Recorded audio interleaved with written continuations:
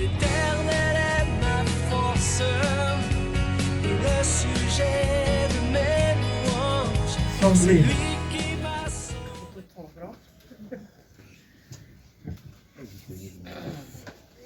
Alors, je suis la sœur Sandrine, j'ai 45 ans, je suis mariée, je suis mère de 2 enfants.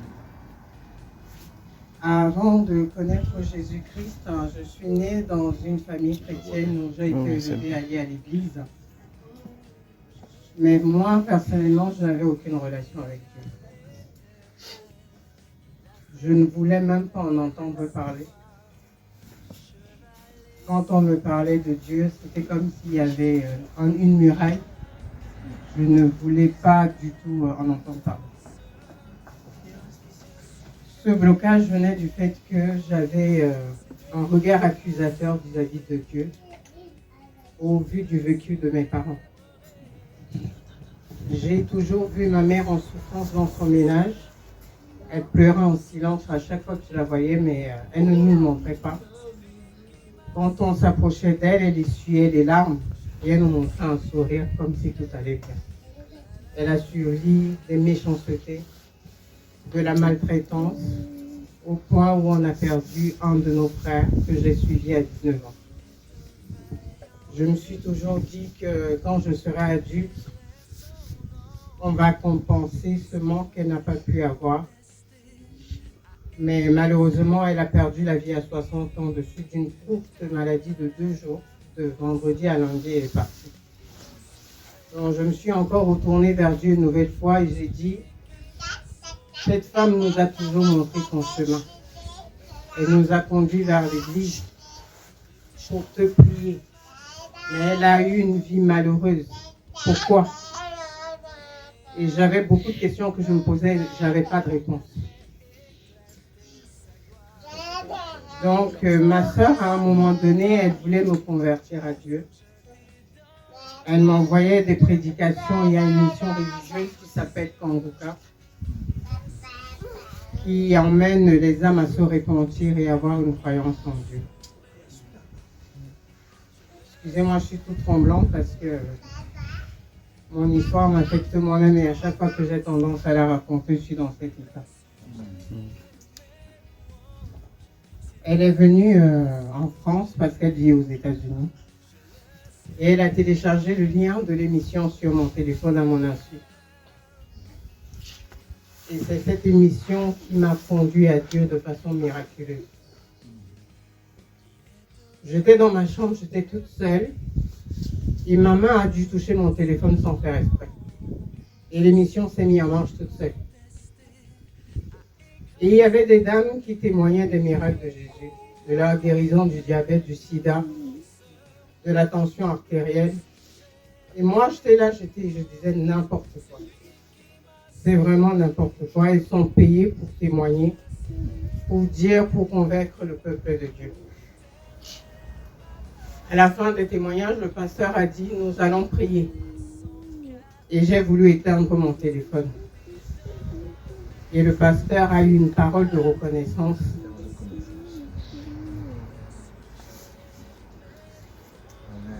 Il a dit, il y a une dame qui est dans une chambre. Elle a fermé son cœur à Dieu. Elle a un regard accusateur. Elle ne veut même pas entendre parler de Dieu, mais aujourd'hui, Dieu va la toucher. Elle porte son regard vers le passé de sa maman qui a trop souffert. Elle se pose beaucoup de questions sur l'existence de Dieu. J'avais l'impression qu'il me parlait directement. Et pendant qu'il était en train de parler, quand il a dit Dieu va la toucher, on dirait que 10 ampoules étaient braquées contre moi. Il y a eu une forte lumière qui a illuminé toute ma chambre. Et je ne pouvais pas supporter cette lumière. Elle était tellement forte que je me suis retrouvée par terre. Je ne pouvais pas la regarder. Elle était très forte. Je sentais une chaleur autour de moi comme s'il y avait un feu qui m'entourait. Pendant que le pasteur était en train de parler, il disait ce que je faisais. C'était comme s'il me voyait. Et pendant ce temps, il est passé à quelqu'un d'autre. J'étais toujours dans cet état. Quelques semaines après, ma dernière fille a 15 ans, elle a 15 ans aujourd'hui. Je l'ai accouchée par césarienne, ça s'était très très très mal passé, j'étais au coma. J'ai failli perdre la vie. Et suite à ça, j'ai eu des complications sur le point de vue santé. Et je ne pouvais plus toucher mes jambes comme ça. Je ne pouvais plus me plier, j'avais des problèmes lombaires. Il fallait que quelqu'un ramasse quelque chose pour moi. Je portais des ceintures lombaires de tout type, à l'eau chaude, à branchement et à tout, parce que j'avais des sondes derrière le dos. Et après 2-3 semaines de cette apparition de lumière, je suis allée me laver.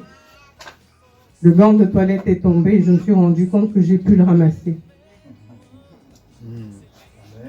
Amen. J'ai dit à mon mari, il y a un truc qui vient de se passer. Ça fait 2 ans que je n'arrive pas à toucher mes pieds, mais aujourd'hui je l'ai fait. Oh Seigneur Jésus. Il m'a dit, touche, je vois. J'ai touché. Il m'a dit, assieds-toi, je me suis assise. Touche tes pieds, j'ai touché. On a appelé ma soeur aux États-Unis. Ma soeur m'a dit, mets la caméra, j'ai mis.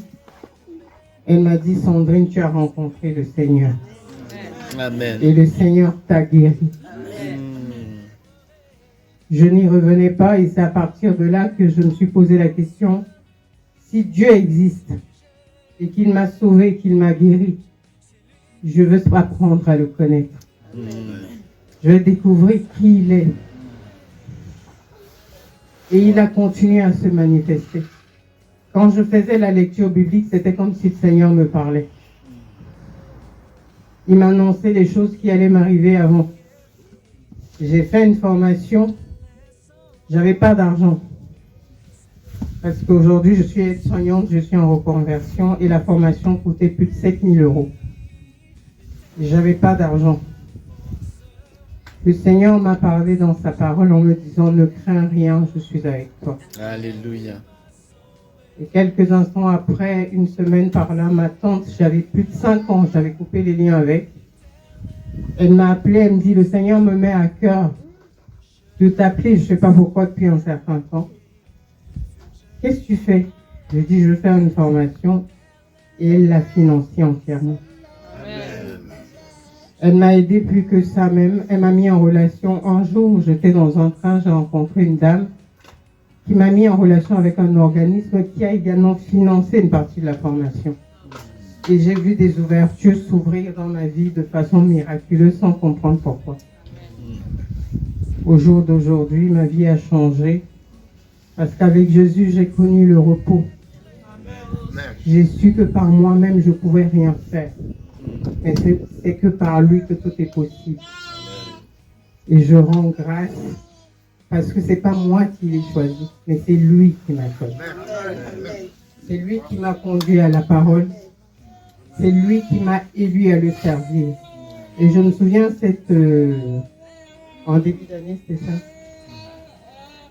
Joseph et Erna m'ont appelé parce que Erna c'est ma cousine pour prendre de mes nouvelles. Et je leur ai raconté le rêve que j'ai fait. Et Joseph m'a dit, tu as appelé à marcher pour le Seigneur. Mais le Seigneur a un message pour toi, il veut que tu te baptises. Et je lui ai dit, je suis baptisé. Pourquoi tu reçois ce message du Seigneur? Il me dit, quel type de baptême tu as eu? Je lui ai dit, on m'a baptisé en me mettant l'eau sur la tête. Il ne disait pas le baptême. Donc c'est pour ça que le Seigneur m'a demandé de te dire que tu dois te baptiser. Et c'est pour ça que je me baptise aujourd'hui, parce que je veux donner ma vie à Dieu. Je veux témoigner ma reconnaissance en sa faveur. Et je veux que mon témoignage édifie plus d'un. Parce que je fais partie de ceux qui ont longtemps refusé le Seigneur. De ceux qui l'ont longtemps mis à l'égard dans sa vie. Qui avait un regard triste, accusateur. Mais notre Seigneur n'est pour rien.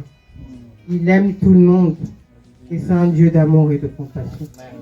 Je lui donne ma vie parce que je suis sûr que c'est le meilleur choix que je fais. Alléluia. C'est le choix de la repentance de mon âme et c'est le choix de la vie éternelle. Amen.